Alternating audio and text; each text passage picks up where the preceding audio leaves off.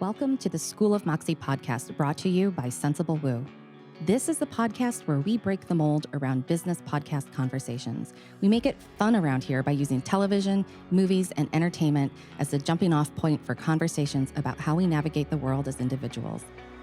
I'm your host, Mary Williams, and I've been an online creator since 2010. I've seen a lot of trends come and go over the years, but one thing that has persisted is a struggle among entrepreneurs to connect more authentically with their audiences. As a business systems process and operations coach, I've seen how much my clients and subscribers have benefited from learning how to incorporate their fun sides. So we're going to demonstrate this for you here on this podcast through analogous thinking. Not only that, but we're using media and entertainment as the lens through which we reflect on our own desires and strengths. Fiction is the vehicle that gives us words to articulate our value systems and tells people who we are. I find that a lot of my audience, and probably yours as well, struggle to find words for their problems until they start thinking about how to use analogies. Analogies help us build bridges between something we can describe into a new area that we are in the process of developing.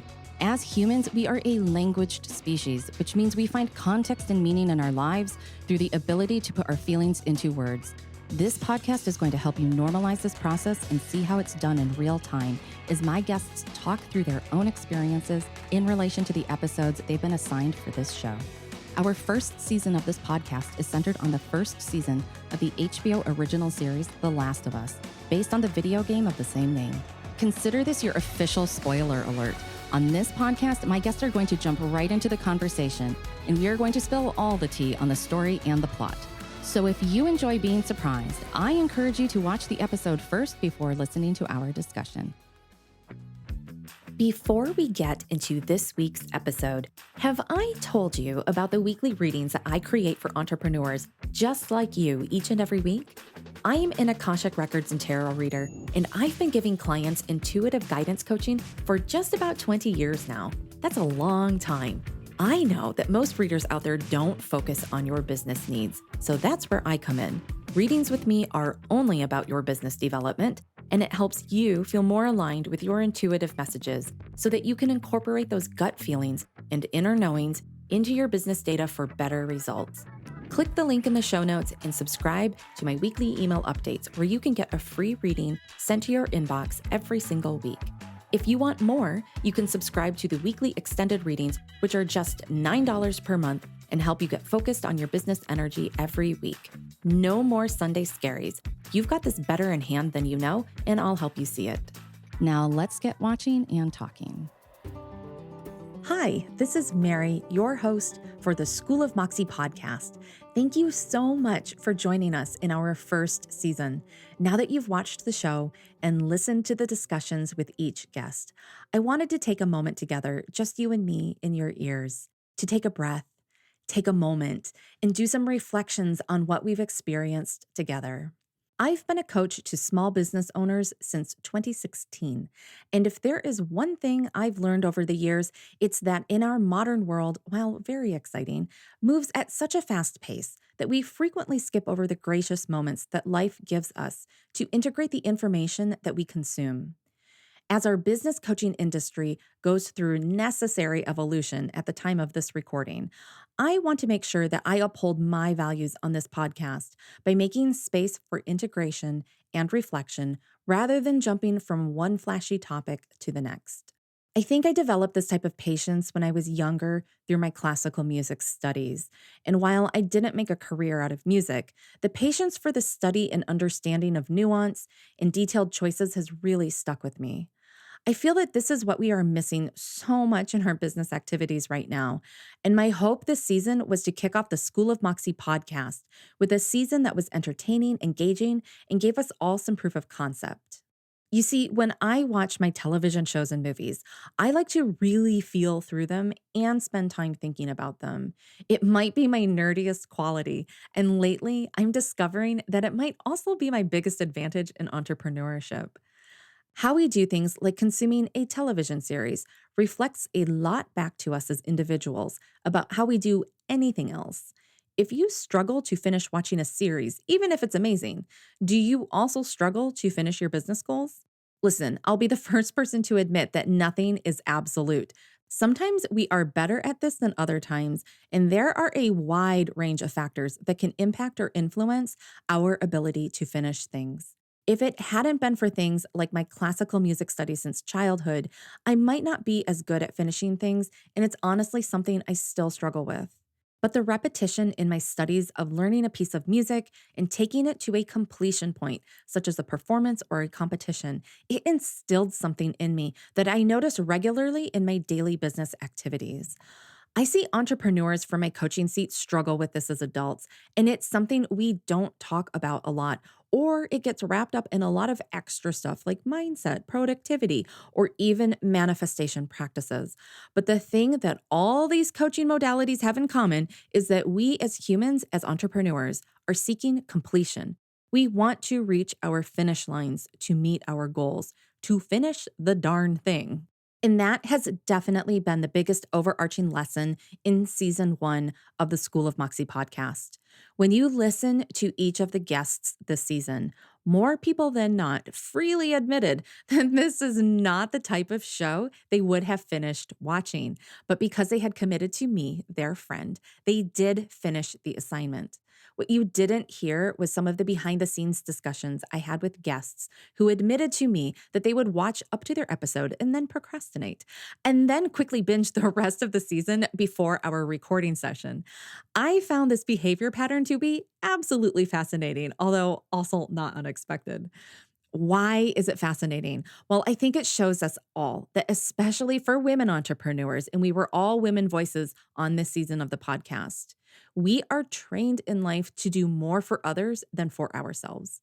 I will be the first to tell you that this insight, as the producer of this podcast, also helped me identify these patterns in the rest of my life as well. We don't miss our appointments. We go above and beyond for our clients. But if the activity will benefit us personally, and especially if the activity rubs shoulders with leisure activities, so many of us will put it off until later. Something that shifted for me and might also work for you is this: treat your business goals this coming quarter as if you have a standing appointment with someone. The homework is due by a certain date, just like my guests had a deadline before their scheduled recording dates. If you have to actually make a scheduled appointment on the calendar with someone else to create a finish line, then do it. This topic of finishing the darn thing also gets into a secondary theme that showed up this season, which is stepping outside your comfort zone with a low stakes endeavor. I didn't even know until rather recently that my business of helping entrepreneurs with their systems was born out of my own ADHD coping mechanisms that I developed for survival and success since I was a teenager. Before we can finish things as neurodivergent beings, we have to also get started, which can be just as frustrating. One of the reasons I love entertainment is because you can try all kinds of genres, and if it truly is unpalatable, you simply turn it off. Maybe it's also the librarian in me. After I left my corporate career and went to work in a public library for a brief period of time, I had to consume content that wasn't my normal go to genre. You cannot sit at a reference desk as a librarian and be unfamiliar with the entire collection. You don't have to be a master of it all, but you do need to know of it, know what is in it, and know how to help someone who loves to get more of it, which sounds an awful lot like business. It's true that I really did love The Last of Us to such a degree that I produced a whole season of a podcast around this title alone. But I also picked it strategically because I knew that having a lineup of guests model real human behavior would be way more powerful for you than me simply telling you over and over again about how doing something like this can rewire your brain and open up new strategic thinking pathways. Instead, you got to see it happen in real time. So, why do we watch TV shows and movies anyway? Why read novels? Why listen to podcasts?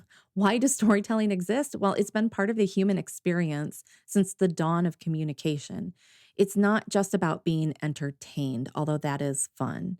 It's about processing your life's experiences. It's about having a source that reflects back to you an experience that you might not have words for yet, but the story gives you words. The story gives you courage to express yourself and grow in this lifetime.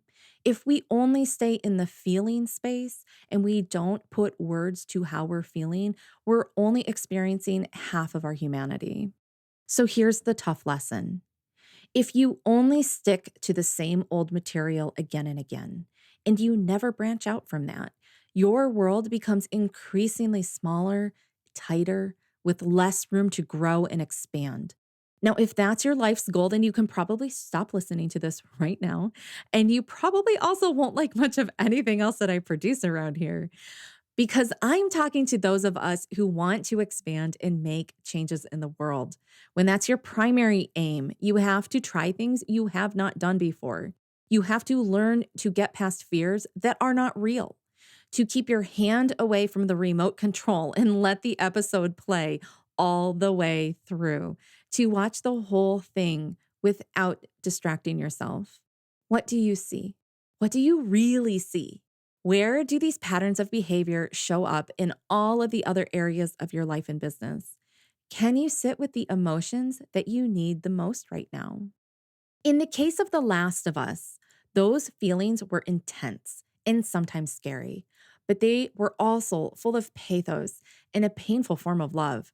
We have to be able to process these feelings if our businesses are going to also help our clients feel something as well. How about to feel brave enough to say yes to your offer, to feel bold enough to pay your full rate and invest in work with you? I noticed through all of the COVID pandemic and then this long period of us adjusting to a world that is forever changed, that because of our own daily survival needs, our businesses have been trying to hack the systems, find the shortcuts, and bypass the human side of the work that we do. And honestly, it's worked kinda sorta okay for the last couple of years. But I pay attention to people's patterns, and in my Tarot Akashic channeling practice for my clients, I am always looking for the collective energy and how that's moving. I can say with full confidence that our collective energy that affects our customers and sales is in dire need of a human touch right now. And that was another reason why I chose The Last of Us for season one. This television series asks you to evaluate your humanity, which brings me to my third and final reflection for this episode. As you listen to the guests this season, it's inevitable that you'll love one person's voice and perspective and not feel as connected to another's. Why do you think that is? For all of my fellow A++ Gold Star students out there, we can put our overachiever pencils down right now because there is no right answer to this reflection. It's all about how you feel. Feelings. How do you feel? You've probably noticed how much I've asked you this question in this episode, and there's a reason for it. If you are not feeling something, even if it's in disagreement with the majority, then we are not engaging with our humanity. Remember that note on finishing things? Can you finish an episode where you don't feel the same as another episode? I saw a lot of viewers of this show bounce out after the Bill and Frank episode.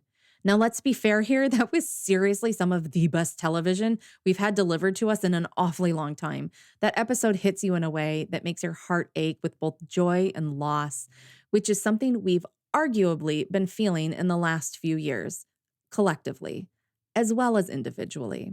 But just like a whole series of a TV show like The Last of Us, not everything is a championship winner like the Bill and Frank episode. Some episodes are quieter. Some set you up for a bigger storyline in a future episode.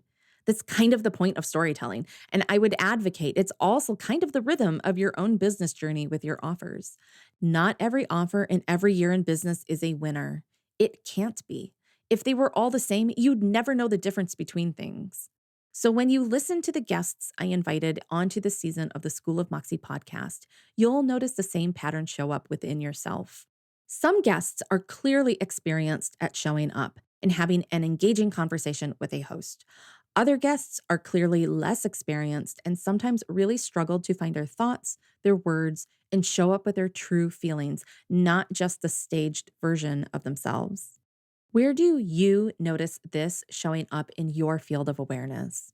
The answers you have are going to be different from the person next to you. Your favorite super expert guest voice may not match with another person's opinion and experience. Tune out what other people think or say. What about you and yourself? What do these voices reflect back to you about yourself? If you find yourself disengaged or critical when you hear someone's interview, that is showing you data about yourself. The voices that we love, they're easy peasy lemon squeezy. In fact, it's too easy. And it's also the surface level that most of my entrepreneurial clients get stuck inside of for far too long.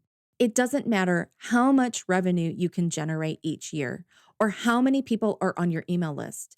The addiction to only the things that are easy and that reinforce only our light qualities are the things that get us into trouble. We are talking about our shadow qualities. Did any guest this season make you want to recoil or check out of the conversation? Did you feel jealousy or envy at any point?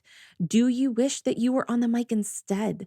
What do these feelings tell you about yourself and about what you need to do moving forward as a business owner? Maybe it's the data that shows you how you want to show up more visibly in the coming year and that you want to exercise your voice to say what you're thinking and feeling. Maybe it's data that shows you how you want to change some of your offers so that both you and your clients are more excited to do some work together.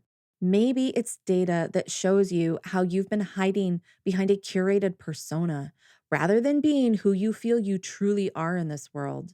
Whatever it is that part of you wants to talk with you, we've modeled how to do this through a podcast. You might take this into a biz buddy conversation or through a journal writing practice, or maybe through consistent marketing like your email newsletter where you express yourself every week. And all of this comes from watching a television show. Who would have thought it?